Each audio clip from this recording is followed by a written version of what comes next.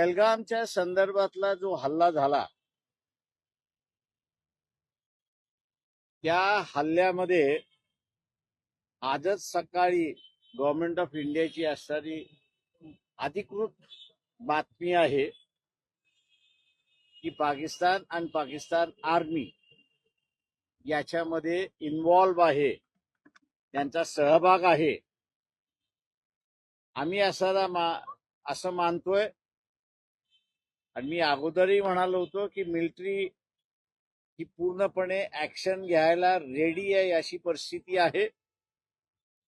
परंतु political leadership आणि खास करून सरकारमध्ये असणारी पॉलिटिकल लीडरशिप ही कुठेतरी कच खाते, हिम्मत करत नाही अशी असणारी परिस्थिती आहे. एकदा युद्ध करायचं ठरवलं की ज्याचा जो काही परिणाम आहे तो परिणाम इथे जनता सहन करायला तयार आहे. आणि जनतेची सुद्धा मागणी आहे की प्रत्येक वेळेस आपण कुठल्या नाही कुठल्या तरी कारणाने माघार घेतो, ऍक्शन घेत नाही. पण यावेळेस डिसायसिव्ह ऍक्शन झाली पाहिजे. आजचा हा जो आम्ही कार्यक्रम घेतलेला आहे त्याचा हेतू एवढाच आहे की पॉलिटिकल लीडरशिप ती कच खाते, तिला सर्व पक्षांचा पाठिंबा आहे, जनतेचाही पाठिंबा आहे. कुठलंही ऍक्शन घेतलं तर त्याला रिॲक्शन असते किंवा रिॲक्शनची कुठलीही पर्वा न करता ऍक्शन पहिल्यांदा असताना घ्या, ही जी लोकांची भावना आहे. या लोकांच्या भावनेला शासनाने कुठेतरी नुसता आदर मी हा म्हणणार नाही पण कृती आणि व्यवहारामध्ये आणला पाहिजे. आणि पुन्हा अशी कारवाई कोणाला करायला जमणार नाही हा जबर असताना आपण उत्तर आत्ताच्या परिस्थितीमध्ये त्या ठिकाणी देऊ शकतो. आत्ताची परिस्थिती मी जर माझ्या शब्दात म्हणायचं झालं तर ऍडव्हान्टेज इंडिया अशी आहे. तेव्हा हे ऍडव्हान्टेज जाता कामा नये आपण बघितलं पाहिजे. आणि यासाठी पॉलिटिकल विल ज्याला आहे, राजकीय विल जे आहे, लढण्यासाठी जी एक हिम्मत लागते, ती हिम्मत सरकारने जुटावी, पॉलिटिकल लीडरशिपने आणि विशेष करून सरकारमध्ये बसलेल्या पॉलिटिकल लीडरशिपने ती जुटावी आणि मिलिटरीला डायरेक्ट आदेश देण्यात यावे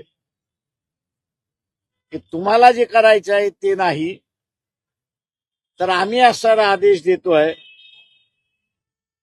की तुम्ही कारवाई तुमची सुरुवात करा.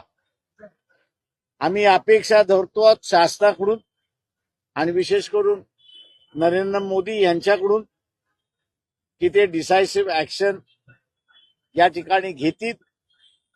आणि जे एक अपमानित जगभर जे भारताला दिसतंय, एवढी मोठी आर्मी असूनही आपण असताना अपमानित आहोत, त्याच्यापेक्षा आम्ही आमचं स्वतःचं संरक्षण करू शकतो हे सरकार दाखवून देईल अशी अपेक्षा आमची आहे. आणि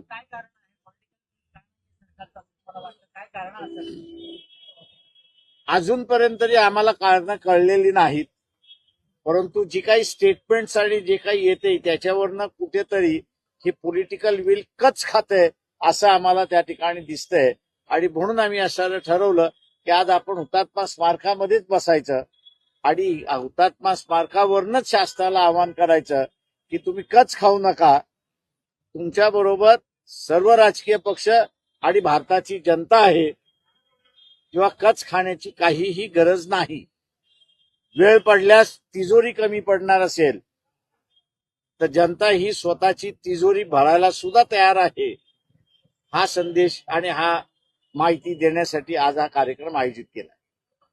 सर, एकीकडे सरकारने सांगितलं होतं की सिंधुदुर्गचं पाणी बंद केलेलं आहे, त्याबद्दल तुमची भूमिका पण नेमकी काय आहे? खरंच पाणी बंद केलंय का, की यावर काही आंतरराष्ट्रीय धोरण जबाबदार आहे असं वाटतं? चीनची भूमिका काय असेल? अमेरिका पाठीशी उभं राहील की नाही? म्हणजे मी आज त्याच्यावर भाष्य करायचं असं ठरवलं नव्हतं आणि त्याच्यामुळे मी करत नाहीये. म्हणून मी म्हटलं की फक्त एकच शब्द वापरला की आजची सिच्युएशन ही इंडिया ऍडव्हान्टेज आहे.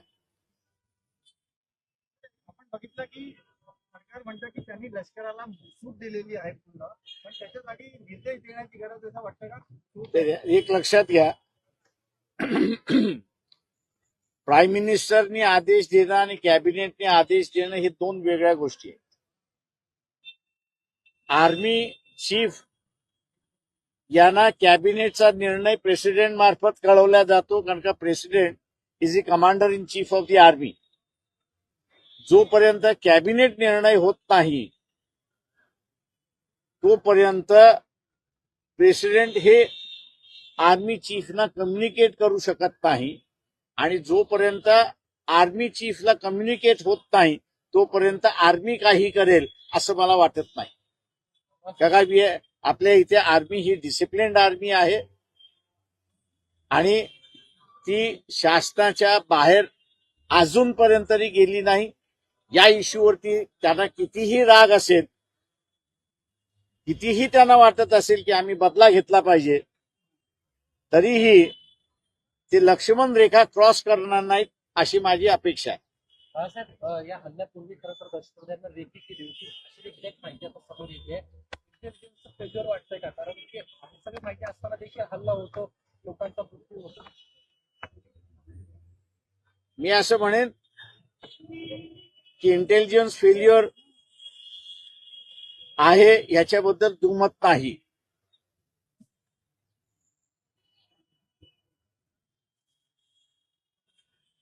एवढंच शास्त्राला फक्त त्या ठिकाणी असताना सांगतो की जे कोणी होते ते अजून तुम्हाला सापडलेले नाहीत.